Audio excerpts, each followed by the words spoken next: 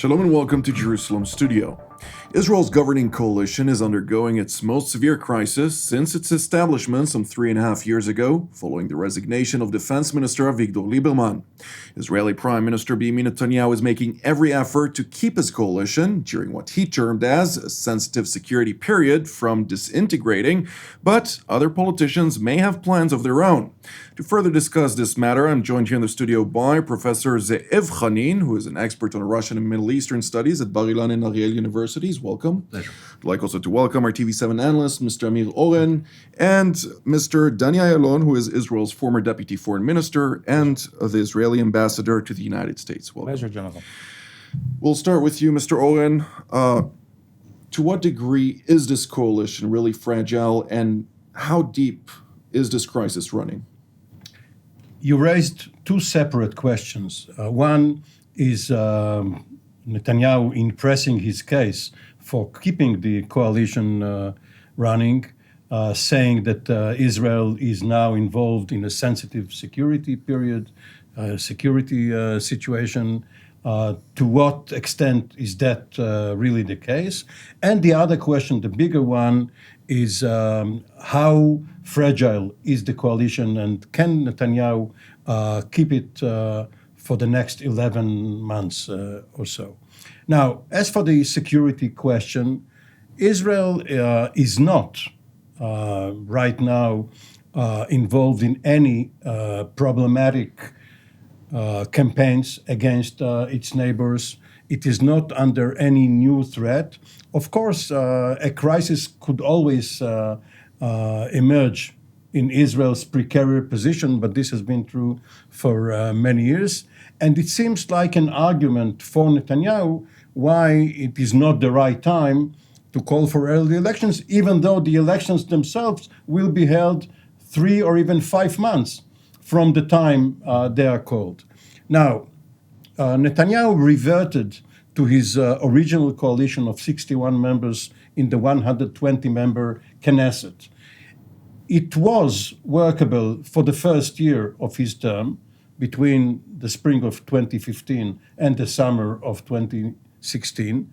Now it may break apart at the seams because each partner has their own interests in looking towards the elections and what is going to happen following the elections, when President Rivlin will decide which party will get the right of first refusal in forming the next cabinet. Professor Hanin, I'd like to ask you the next question with regard to what led actually to this crisis. We all remember several weeks ago, those 48 hours where close to 500 rockets and mortar shells were fired from the Gaza Strip towards Israel's southern communities, during which Prime Minister Benjamin Netanyahu had a different opinion on the course of action, which the Defense Minister at the time, Mr. Avigdor Lieberman, had. And this led to the resignation of Avigdor Lieberman with a certain expectation that elections may be held by as early as February. Now, certain things, of course, became more complicated when different coalition partners decided to go back on their ultimatum, which usually ends in a decisive decision, but this time around it didn't happen. Give us a little bit of a better understanding of this specific situation. Okay, first of all, it's absolutely clear that the next elections, whether they will be early or in time, they will be under the slogan or under the banner of the what to do with Gaza Strip. That will be probably one of the major topics of that elections. Concerning this question between Benjamin Netanyahu and Avigdor Lieberman, there are no strategic differences. Both understand that the previous security doctrine, which said that we should deterioration as much as possible, we agree that Hamas, as the extremist Islamist movement, takes responsibility for the Gaza Strip as much as possible, as far that they do not cross the red lines. We agree on that because we don't have any decision what to do with Gaza on the next day afterwards. So both agree at the moment that this file should be changed. So the next war in Gaza will be the last war for Hamas. They both understand. Well, a disagreement is in the field whether it should be done now or it should be postponed for a certain period of time. As far as Benjamin Netanyahu is concerned, he believes that due to 3 reasons. First, the Gaza Strip operation should be frozen or postponed as much as possible due to the fact that we have much more important problem in the north, so-called the Northern Front. Second, we do not know what to do with the Gaza still. All this casting, who will be the next leader in the Gaza, there are probably 5 candidates and so on and so forth. It's not, Danny probably knows about that better than me. Actually, is a decision never made. And the third, that would undermine the deal of the century of Donald Trump, that if we will start this operation, well, at the end of the day, we will lose everything. Benjamin Netanyahu agrees that these 3 issues, Avigdor Lieberman, he agrees that these 3 issues are important, but according to him, the strategy and the text, it should be different. Both these problems, the problem of the Gaza Strip and the Northern Front, could be done simultaneously, and that should be what is said interrelated. Mm-hmm. That should be done together. Otherwise, probably to have this another pro-Iranian strip, in fact, on the back of the Israeli army and the Israeli society would be not so worthwhile in case we are dealing with Syria. Second, and even more important, he doesn't believe that that will undermine the deal of the century. That because of the fact that the pro-American Sunni Arab regimes are more interested in cooperation with Israel than Israel in cooperation with them. So this is actually the big ground of the conflict. And Mr. Ayalon, being in your past also a politician, actually being the number 2 in Lieberman's party for quite a while, and being able to understand behind the scenes what the decision-making is all about, can you give us a better understanding of what actually took place, also considering the fact that Israel is facing various security challenges at hand? Well, I would say that for Avigdor Lieberman, it's pretty much all personal and a matter of image. I would agree with Professor Hanin that he may not have a different strategic views than the Prime Minister. And indeed, he went along for 2.5 years with the Prime Minister's strategy and, of course, with the Chief of Staff. You know, he was just in between, so he didn't have much to really contribute. But he was smart enough not to defy anything and just to go along with that, and with hopeful getting some of the rewards just, on the as a third party. But he started changing his opinion the minute Bennett, the Minister of Education from the Bayit Yehudi party on the right, started to ridicule him.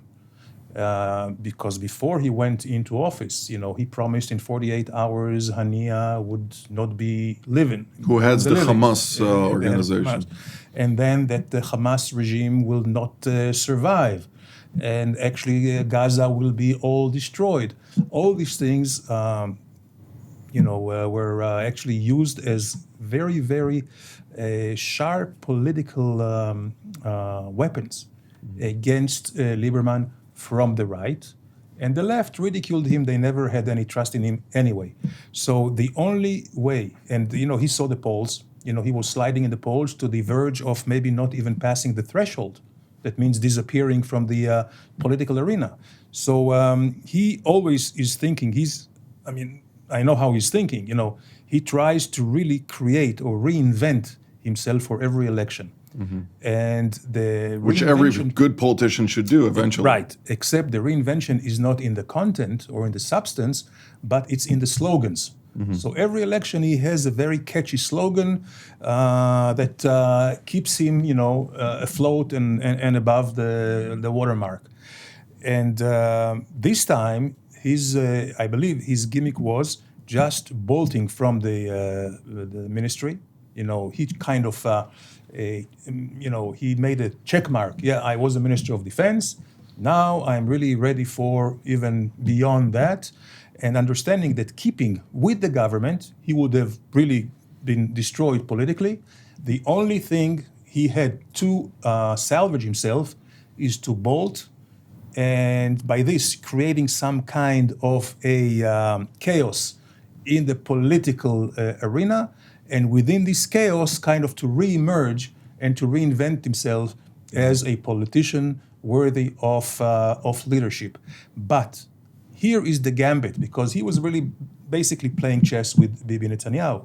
And his gamble was that with him out of the government, that the government will fall. He didn't really think that Netanyahu would opt for continuing with a 61, with a very narrow lead of the government. Even though the government started this way for quite even a though longer it started period of this time. way, exactly.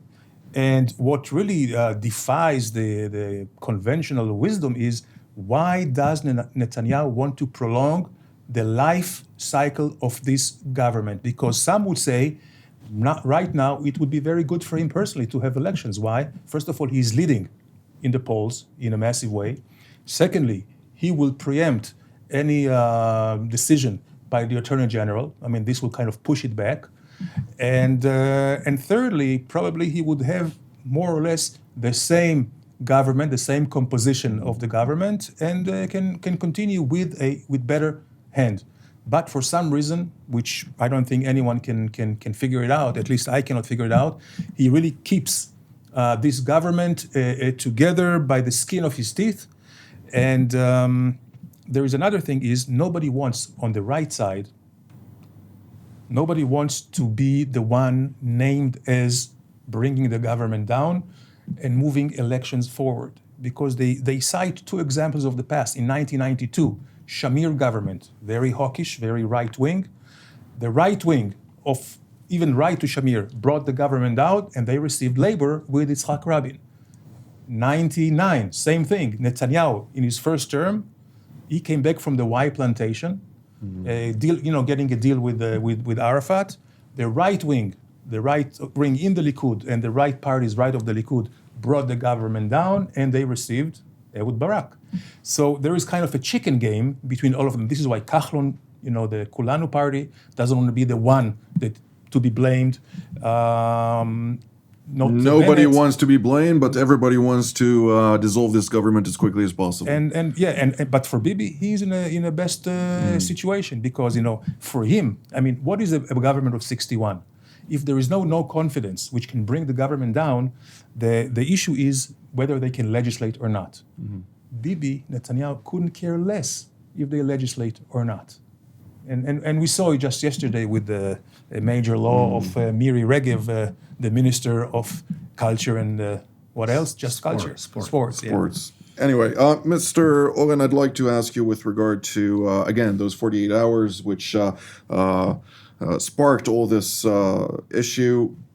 To what degree, let me put it this way. I just came back from Europe. I traveled in several countries, and the same question emerged.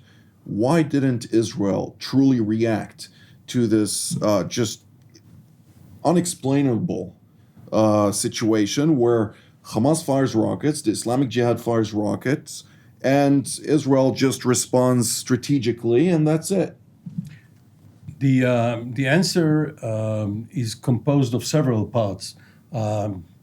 Part national interest, part political, part personal.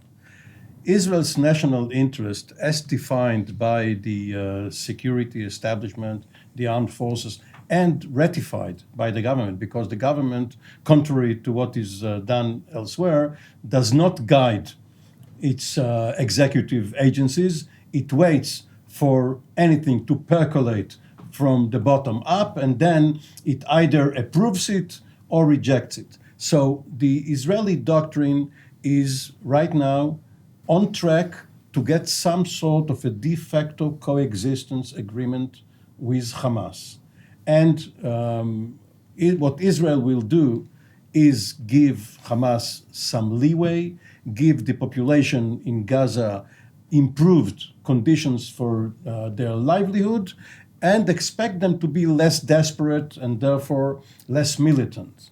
Now, this has been the case for the last several months. A couple of weeks ago, what happened was that an Israeli operation initiated by Israel, regardless of what happened in the negotiations over this de facto agreement, was botched. Israel took responsibility for the chain of events. It was not as if Hamas and the Palestinian Islamic Jihad all of a sudden attacked Israel. So yes, Nevertheless, Hamas hasn't taken responsibility for burning so many fields on the Israeli frontier. Yes, but if you ask the Israelis, much more in the way of burned acreage you can find in the West Bank, which nobody talks about. But this in the Negev, of course, people always focus on it, and this was not the reason for rejecting the bid for agreement. So while it is true that, as you said, between 400 and 500 projectiles were launched from Gaza, only one had a little effect. Most of the rest were intercepted. So one should look at output rather than input. Now, the decision-making body in Israel is the cabinet. It is not the prime minister per se, and it is not the defense minister. What Lieberman found was that he has more power regarding appointments. For instance, the incoming chief of staff of the Israeli Defense Forces, probably the most important position in the Israeli system, was dictated by Lieberman over Netanyahu's objections. But as for policy, especially regarding war and peace, the Minister of Defense is only one among 8 ministers in the cabinet, and apparently he couldn't carry the day. Professor Hanin? Yeah, I would continue what Amir said, that in fact, all this discussion in the Israeli media that we very much love, that it's Hamas that makes a decision when to start the operation, the war, the clash, when to finish it, on the what condition, on the what background, I would say that it's very far from the fact, from the truth. In fact, the decision is made in Givat Ram here in Jerusalem, in the office of Prime Minister, and in the Kiryat complex in Tel Aviv, the complex of Ministry of Defense and headquarters. There is a disagreement between the two, in fact. So if you would permit me to address briefly to what Dani Ayalon said. Please. It is true that Avigdor Lieberman, as a leader of the political party, always know how to proclaim this slogan, this or that. However, I believe that at the moment it's much more than just slogan. Even if it's just slogan, it takes the content. In fact, in the situation when it meets the expectations of the Israeli society. Let's remember in 2009, he was talking about exchange of the population and territories. And now that's an official slogan of the Israeli center-right, even without Lieberman. Then later, in December 2014, he was talking about the regional peace, Shalom Ezori. In fact, that became the background of the basis of the regional policy of the Benjamin Netanyahu government, the current government, and the basis for Israeli suggestions to the deal of the century of Donald Trump. At the moment, Avigdor Lieberman is talking that we should produce the dynamics concerning that Gaza Strip, the regime of Hamas should be dissolved, and the Strip should be given to the so-called outside control. The outside control is not control of the Abu Mazen administration in Ramallah. There's the division of responsibilities between Egypt, Israel, United States, pro-American regimes, and maybe Cyprus. So Lieberman has become the new Shimon Peres, a prophet who was always ahead of his time? You can say that, but I mean the Shimon Peres Shel Pam of that time, not the Shimon Peres of the New Middle East. But maybe as well. Ambassador Ayalon? I wish wholeheartedly that Zeev is right, but I see things differently. First of all, the 2009, in his book, the exchange of territories and population is not his own idea. It came much before that. And I'm not sure that the center today is really ascribes to this. I think it's pretty much dead in the water when it comes to any kind of political program or negotiations with the Palestinians. And with this, what we call the regional peace, again, it had nothing to do with him. It's more with the threat from Iran on the one hand and the breakup in the Arab-Sunni world. I'd like to ask you with regard to a speculation. With an approaching deal of the century, as Mr. Oren stated earlier, there are different reports about a lot of difficult concessions that Israel may have to consider, something that also people in government won't be very happy to even consider it being the ones taking responsibility for the failure of such deal or another, if that may be the case. Would it be possible that Minister Lieberman understood the consequences of such a development? And further on, you're talking about his book, he already fulfilled everything that he talked about the moment he goes into the defense ministry, establishing the surface-to-surface missile arsenal that Israel didn't have and Lieberman aspired to bring about. Could he have exhausted everything that he wanted to achieve through the defense ministry? Well, I would say that, as a politician, it's not a matter of exhausting your platform or your ideas. It's actually relishing them and actually using them as a platform to the next elections. So he should have just told everybody, you see, I'm right, I'm continuing, I succeed with my policies, just give me your vote of confidence for the next elections. This is not the case because, again, it was, I believe, a very narrow political consideration and nothing,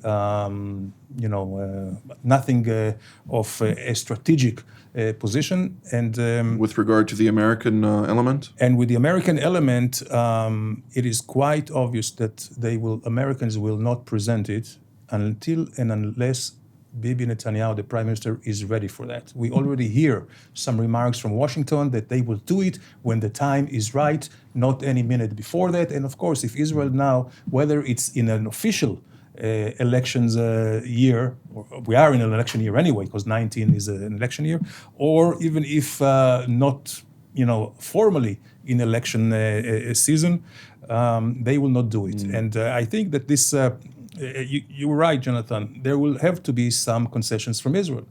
I believe as you look into into the remarks or into the behaviors of the Americans so far, I believe that they will insist on compromise in Jerusalem. At the same time, they will insist on a compromise on refugees from the Palestinians. Namely, they will, in their plan, I believe, they will call for Israel as a Jewish state and a Palestinian recognition of Israel as a Jewish state, which basically forfeiting what is euphemistically called the right of return. There is no right and no return. Most of the refugees were not even born here. And according to any international law, they should have been actually naturalized by host countries. So this is something that, and Trump understands it and his people. These are the two issues that are in the crux of the matter, Jerusalem and refugees. So Israel will have to give up in Jerusalem, to compromise in Jerusalem, Palestinians on the issue of refugees. And this is, I believe, the platform that the Americans will submit to the parties. Well, we'll have to discuss one's philosophy with regard to what is Jerusalem. Mr. Oren, when we're talking about this specifically, we hear Prime Minister Benjamin Netanyahu speaking earlier this week about various elements that are perceived as signals to the Trump administration about concessions Israel may be willing to make or may not. For instance, the matter of Judea and Samaria, which are two large territories within the West Bank, which also include, of course, the Jordan Valley. That if Israel would concede those territories, it would mean a victory for radical Islam in the face of security challenges that may also later on challenge not only the Jewish state, but the Middle East at large. To what degree is this now an ongoing debate, not only toward the Americans, but also an internal debate about what Israel is willing to do and what it's not willing to do under the Netanyahu government? We are still some time away from the unveiling of the Trump deal. And even when it is presented, there is still time for Netanyahu, rather than reject it out of hand. He can say that he is now considering it. He is convening a cabinet committee to look into it.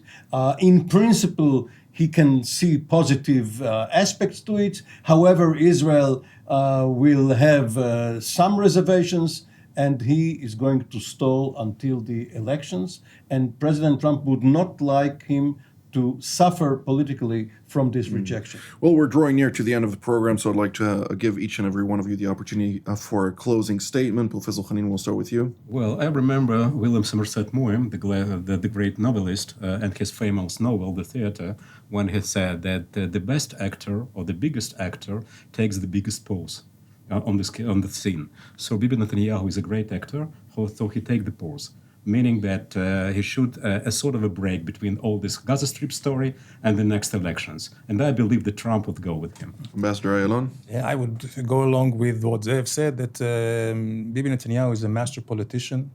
He is a very good negotiator, and he has really very, very good team on the American side, a team that he could never have thought of a better one. So I agree with Amir, and we have already the precedent for that. When the roadmap was presented to Israel back in 2003, for Ariel Sharon, took a real convincing and arm twisting to get it passed through the cabinet.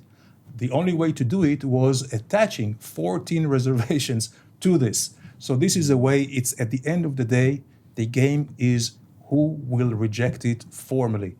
And Israel would like the Palestinians to reject it first. The Palestinians would like Israel to reject it first. And this will be the game. So far, I can tell you that the Palestinians have not played their cards very well, because once the Americans moved the embassy to Jerusalem and recognized Jerusalem, they didn't recognize necessarily East Jerusalem. They moved the embassy to the west. They said that any delineation or demarcation would be a consensus by the two parties. And more than that, that on the Haram al-Sharif, as the Arabs call it, or the Temple Mount, the status quo will remain. Arafat could have said, this is all I want. That means they recognize us in East Jerusalem. Instead, he was rejecting it outright, lambasting the Americans, and this is why he's in such a bad shape. Unfortunately, this is all the time that we have for today. Mr. Oren, I'll give you more time next time. Professor Hanin, thank you for being here. And Mr. Oren and Ambassador Ayalon as well. And I'd like to thank our viewers as well, and we will see you next time.